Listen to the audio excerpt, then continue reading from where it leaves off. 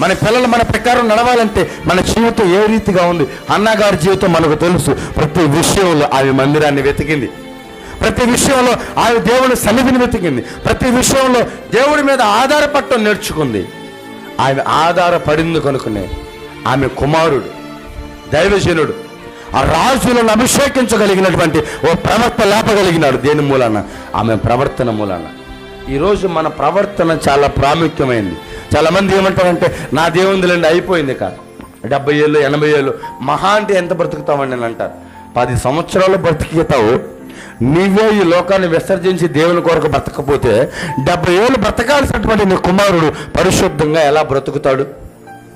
ఇన్నేళ్ళు లోకాన్ని అనుభవించాం, ఇన్ని సంవత్సరాలు లోకంలో మనం బ్రతికాం.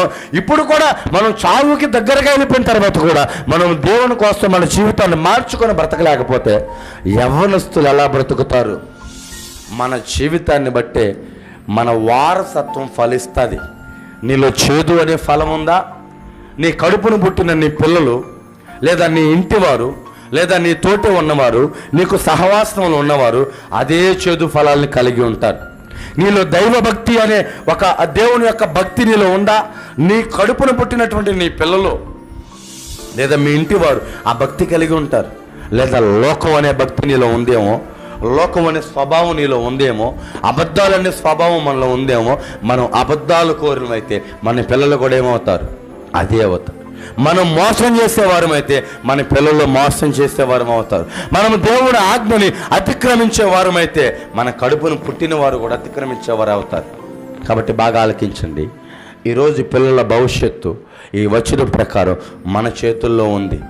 లేఖనం ప్రకారం మనం ఏ రీతిగా అయితే ఉంటున్నామో ఆ ఆలోచన ప్రకారం, ఆ మాట తీరు ప్రకారం దేవుడు మాట్లాడుతున్నాడు. దేవుడు గడ్డిని విత్తనములిచ్చు చెట్లని, మాట అర్థం చేసుకోండి, గడ్డిని విత్తనములిచ్చు చెట్లని, తమలో విత్తనములు కలిగినటువంటి ఫలములిచ్చు వృక్షములను మొలిపించునుగాక. తమలో విత్తనములిచ్చే ఫల వృక్షములు మొలిపించునుగాక. ఈరోజు మీరు ఆలకించుకోండి.